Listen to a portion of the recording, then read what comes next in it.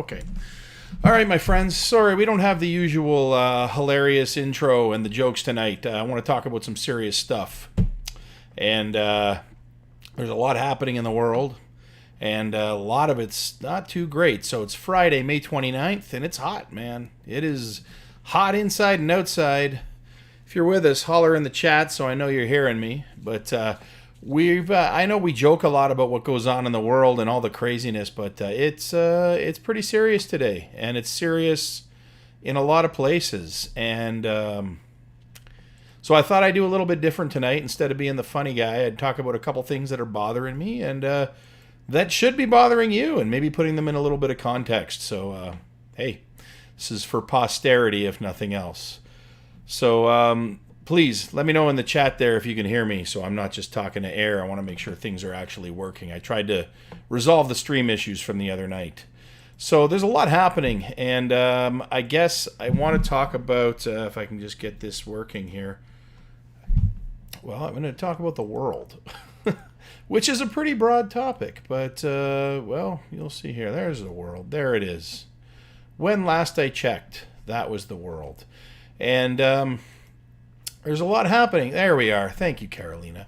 There's a lot happening in the world right now, and I've tried to sort of reconcile it and put my head around it, all of the different things that there are to talk about. And honestly, I could spend hours online just going over all the things that are a problem. But we're going to talk about one in particular tonight. But before that, I guess it all boils down to a lack of respect for human people, or just human people, a lack of respect for people, humanity.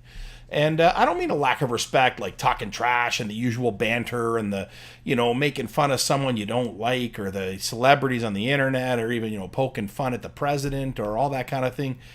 Sure. I mean, I guess that's lack of respect, but it's not lack of respect for their humanity. It's lack of respect for them as a person, maybe, but not at their basic level where we don't recognize someone's right to exist as much as we do someone else's. And that's really what we're seeing a lot of in the world, and that's, I guess, kind of what's bothering me. It's bothering me because of what's going on in our long-term care homes in Ontario.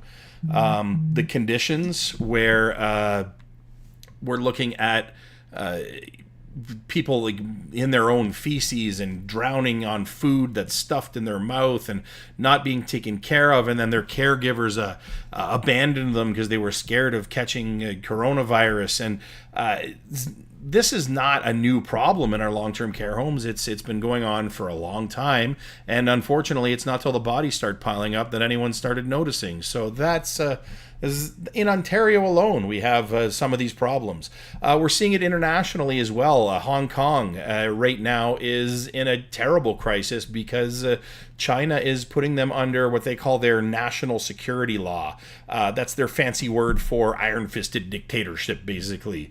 And they're taking away, stripping basic democratic rights that Hong Kong was promised when, as brief history, Hong Kong used to belong to Britain, if you didn't know, until 99, and then it reverted back to ownership of China, who promised it would maintain a separate semi-democratic standard for Hong Kong, almost like it's an autonomous nation, not under martial law or the communist law of China. They've now changed that, and they're attempting by force to implement Chinese mainland law in China. And of course, you have Taiwan in the same part of the world in a similar situation, wondering if they're next. And that alone, again, is another example. But the one I want to talk about, what I want to talk about the most, is what's going on the last 3 days in the United States in response to the death of George Floyd. And George Floyd, if you don't know, this has become an iconic picture now, not for a good reason, but George Floyd was detained because he was suspected of passing a counterfeit check or bill or something, and he was arrested and cuffed and at some point during that process, he was pinned to the ground by 3 police officers. The other 2 are on the other side of the van. They have video from the other side as well. And this one here in particular spent almost 9 minutes with his knee on his neck, as you see here. For the first couple minutes, George is begging that he can't breathe. And then eventually Mr. Floyd becomes quiet and he dies. And they've now realized that this general officer's knee was on his neck for 3 minutes after he'd already ceased showing signs of life. It's and it's terrible. And I'm not going to show the video because the video is easily found. It was uploaded to YouTube, and it'd be a mistake to see his death as the only part of the problem, though. And that's what I guess part of my concern is that we're saying, well, this is terrible, this happened, people should be upset, but the police officers have been arrested and they're going to be charged with murder. And are they? I don't know. One has. But there's a long way to go between that and a conviction, as we saw in the 90s with Rodney King. So this the problem, though, is that this is a spark, or it's not a problem, but it's exposed a problem, and it's a spark for a larger fire that's burning now, and literally and figuratively. And the problems have been piling up for decades or even hundreds of years, and that's kind of what I want to talk a little bit about tonight. I'm trying not to be preachy, and obviously I'm by no means an expert on these matters, but I do read a fair bit about it, and I have read a fair bit of history about this sort of thing. And it bugs me. And I'm going to try to say this as clearly and unoffensively as I possibly can. Will I word everything I say perfectly? Probably not. And I admit that this is tricky stuff to be talking about. I am a large, white dude, middle-aged.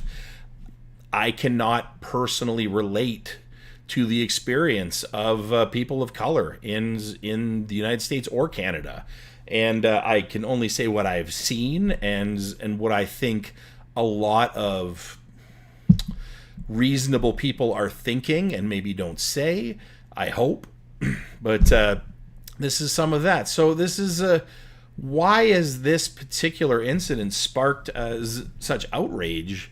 I think it's a combination of things. You're at a time right now where if you are black in America, you feel threatened often by the police, and I feel that you also are you're in danger, and you're looking at a systemic problem. Why? And why is this particular incident so outstanding? Well, because you look at some of the other things that have happened. A couple weeks back, Ahmaud Arbery is shot and killed by a retired police officer while jogging. By all accounts, he wasn't doing anything other than jogging, but he had been reported as a suspicious person in the area, and was shot and killed. But then a week later, a video emerges of him yelling and swearing at police in a previous incident, and it's whataboutism at its best. Does that relate to his actions as we saw it on the video before he was killed? Not that anyone can tell, but it paints a picture of him as a young, potentially dangerous and intimidating offender. But in the case of, and of course that's what many in the media who would want to say that this is an isolated incident and this isn't the way that things are, that's the image they want to, you're sort of your Fox Newses of the world, if you will. That's what they want to portray. But this guy he's mid-40s, upstanding citizen, no criminal history, never been a threat to anyone. There is no reason why this kind of force should have ever been employed on anyone, and this guy in particular. And I am not in any way saying the other incidents are less diminished, but this is a particularly powerful one because it doesn't give those people that would want to dismiss it an opportunity to dismiss it on the basis of any evidence against his character. And I think that that's one of the... I want to get this picture off the screen. It's disgusting me. And that's one of the things that's bothering me about it. Or am I not coming through? This new setting for me is not working out great, but hopefully it's still coming through for you guys. I'm going to keep talking anyways, and hopefully everybody's with us sooner or later. So why is that a bigger deal? Well, that's why I think, and here's, you can see here is a picture I put. That's a mural that is painted, I believe, near the spot where George Floyd was killed. I'm going to do a quick switch here just so I can check the feed to make sure everybody's able to see what I'm talking about. Hopefully you can see that in the chat. I'm not sure what's happening with the feed. It's been a little wonky lately. Okay, so what else can we say about this? Well, one of the things that I want to talk about is I've talked a bit about what happened, but why the rioting is one of the things that that's getting mentioned a lot. So why riot? Why, is this ruining the message? The protesters, why do they have to be violent? And I think that there's a strong case to be made for why not? I mean, I'm not condoning violence, but is anyone listening otherwise? I saw it. Jalen Rose, I think it was, on ESPN today, was saying when you've been crying out for justice and it hasn't been heard, what other recourse is there? And people say, well, they're the protesters are violent and they're dangerous and they're, well, yeah, maybe in this scenario some of them, but we didn't see that. You had armed militia, they happen to be white, but armed militia storming the governor's building in the legislature in Michigan. And other places around the country, complaining about the lockdown for COVID, and the police response was vastly different.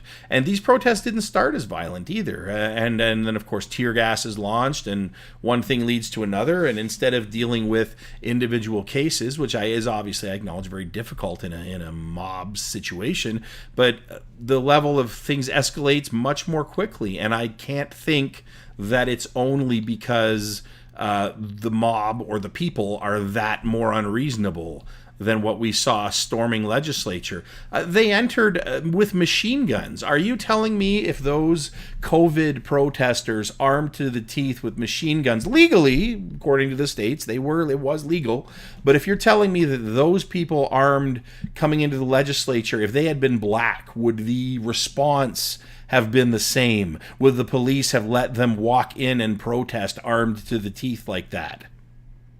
I don't think so. I mean, maybe you think so, but I don't.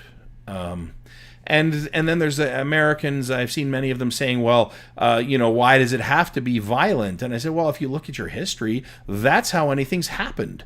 One of the biggest events in American history that they talk about is the Boston Tea Party. That was not a calm and reasoned protest. They threw goods into the ocean and lit ships on fire and rioted and against laws that they felt were unjust. So the example is set, and I think what else can you expect people to do? And of course, it starts at the top. A lack of leadership is to blame. If you feel like the system or the and I realize there's a lot of issues at stake here, and I'm simplifying. But if you look at a system that essentially it feels certainly is designed to keep you poor, what other recourse do you have? It starts with socioeconomics, and it goes into the education system, and it culminates with the criminal justice system, where black people are afraid to have interactions with the police, even if they're of their own color. And as I said, it starts with leadership. You have Trump. I'm not going to talk a lot about him today because I think we all know what he's about. But he's calling them thugs on Twitter, and calling for when the looting starts, the shooting starts.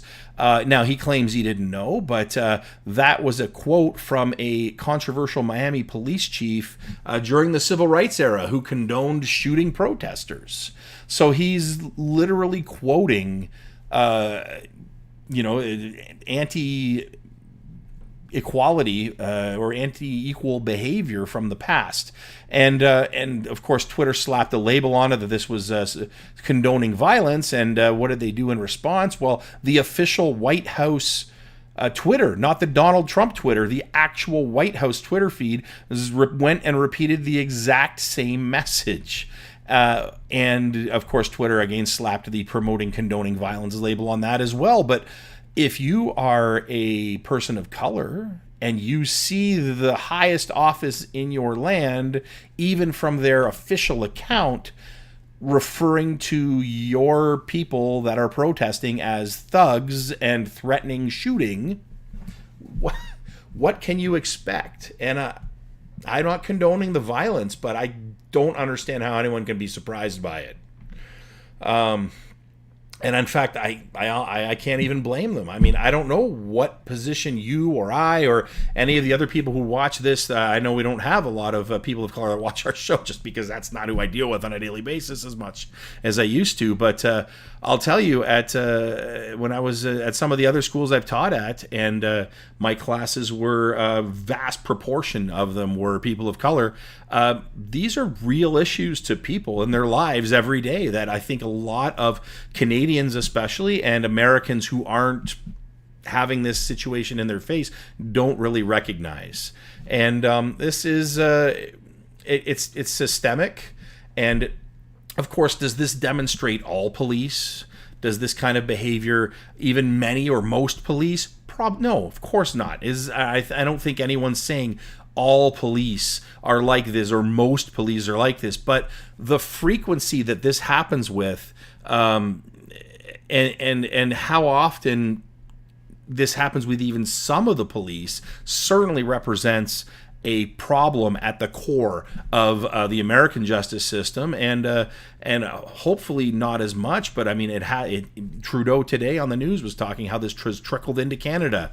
So I think you're looking at a system that is not working. I don't want to necessarily say broken, but I think if you're black, it certainly feels that way, and it certainly looks that way, and you're not getting a fair shake. I was watching again on the news today, and they were interviewing a couple celebrities who said that they grew up under this, and a senator as well, and they said they have the black people's version of the talk. And for me and probably most of my friends, the talk was our parents talking to us about sex and stuff.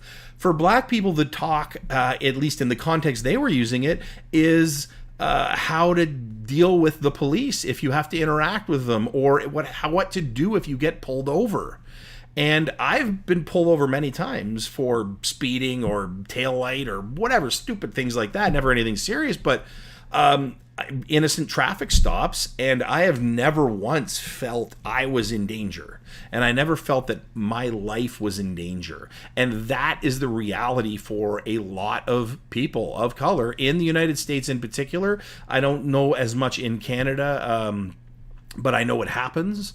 This level of violence certainly doesn't necessarily happen as much, but it's the fact that anyone is scared to call the police when there's an emergency tells you everything that you need to know. And I'm not saying that it's all police. It certainly isn't. My brother-in-law is a police officer, and he's a terrific one. And he is a caring person who believes in everyone's right to be treated equally. And I know many of his fellow officers, and in fact, I would say most of his fellow officers feel exactly the same way. And they demonstrate that in their way they do their jobs. But at the same time, there has to be some kind of a problem with a system where people feel afraid of the police. So that in and of itself right there is an issue. And then taking it a step further, you have black people in COVID.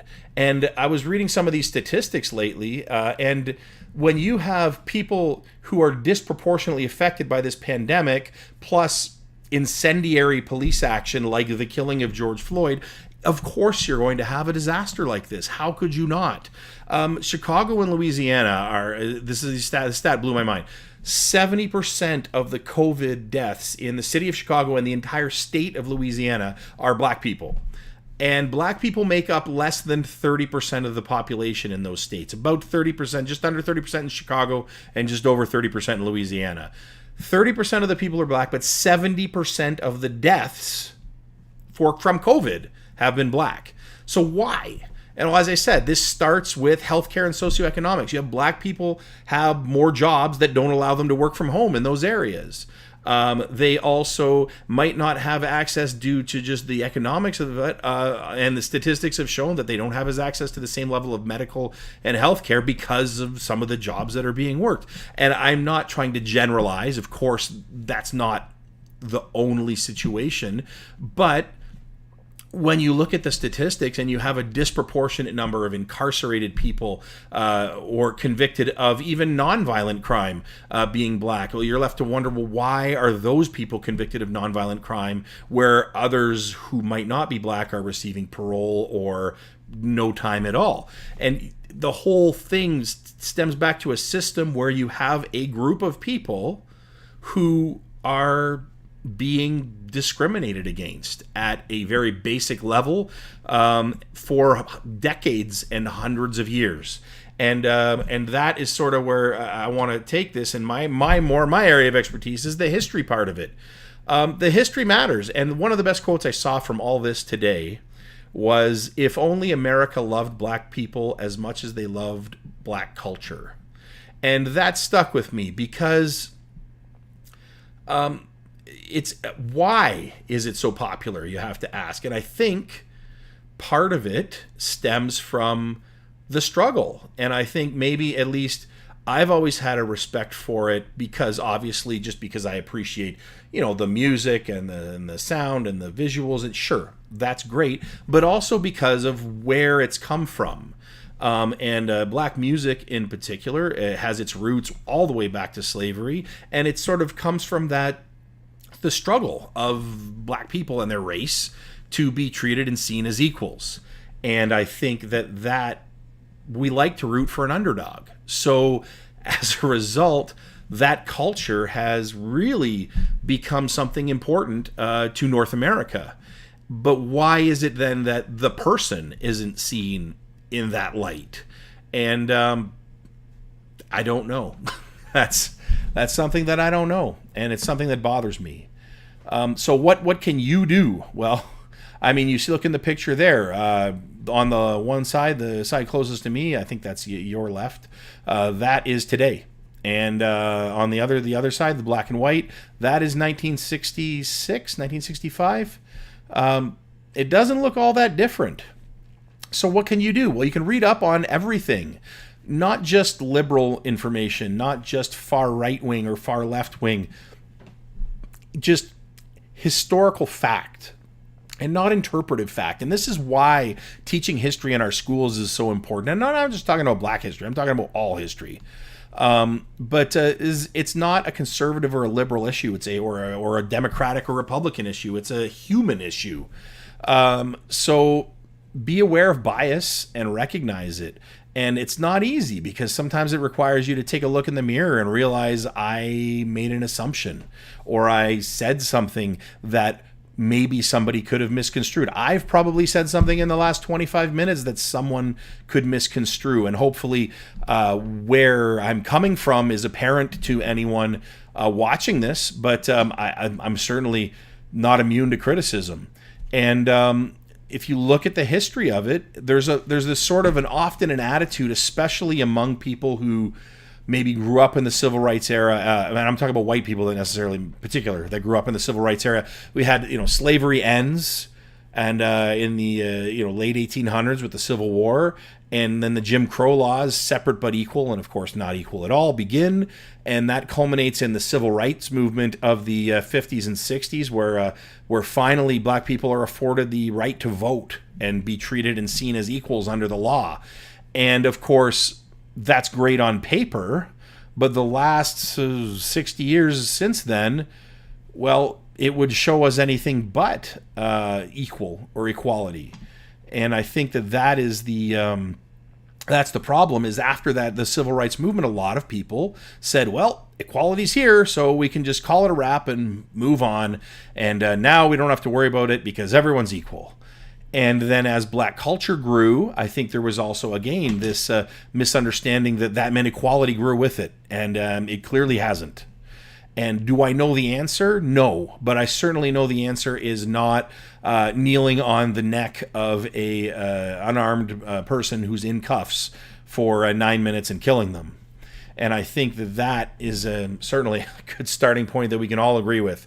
And I know I'm not being the jokes as usual today. Sorry, guys, but one of the things I'd like to wrap up with here, if I can find it, or one of the things I want to show, if I can again find it here, it's having a hard time switching, is this here, Obama. Thank you, Plumber. Appreciate it. One of the Obama had a great quote. Yes, it is. It's disturbing, appalling. It bothers me, and that's why we're talking tonight. It's why I'm not cracking jokes. So what can we do? Well, Obama says it best. Again, he's brilliant in his awareness of the moment and knowing what people need to hear to be said to heal. And I think there's two quotes I'm going to give you. One is from Obama, and one is from someone else who had that similar skill, what people needed to hear to heal, and that's John F. Kennedy. So I'm gonna start with Obama. Obama said today, "This shouldn't be normal in 2020 America. It can't be normal. If we want our children to grow up in a nation that lives to its highest ideals, we can and must do better.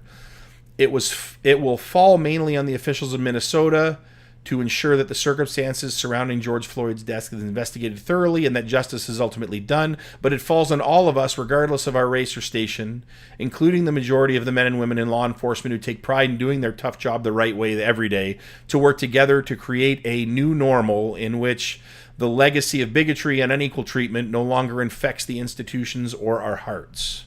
It's natural to wish for life to just get back to normal as pandemic and economic crisis upend everything around us. But we have to remember that for millions of Americans, being treated differently on account of race is tragically, painfully, and maddeningly normal, whether it's dealing with the healthcare system or interacting with the criminal justice system or jogging down the street or just watching birds in a park." And of course, with that last remark, he's referring to the incident of the man who had the police called on him while bird watching in the park yesterday or the day before. And it's funny, I actually had read the first 3 sections of that quote when I pasted it here to talk to you, and I hadn't read that last part. And I know it seems like I probably just stole Obama's idea now that I look back 20 minutes ago, but it is systemic, from healthcare to criminal justice to and the United States. I'm not saying Canada is way better. I like to think that our institutions, because they're government controlled to a much greater extent, are appeal to a broader base, or perhaps deal with things a little more equally. But as Trudeau said, and as I've witnessed myself in my own life, there's certainly inequalities based on race that we have in our lives, and it's uncomfortable to face them. It's uncomfortable to address them and to look at them, and there's not going to be easy answers for this. And I think that the longer we look at this as a black problem versus government problem and not a human problem that we all need to say something about, it's not going to change. Because as long as we say, well, that's terrible what happened, but why are they rioting? Well, you can't say that and expect anything to change. So I know we always like to give birthday shout outs. Well, today would have been JFK's birthday. And JFK had a great quote. He quoted the Greek playwright Aeschylus in the aftermath of the death of Martin Luther King in 1965.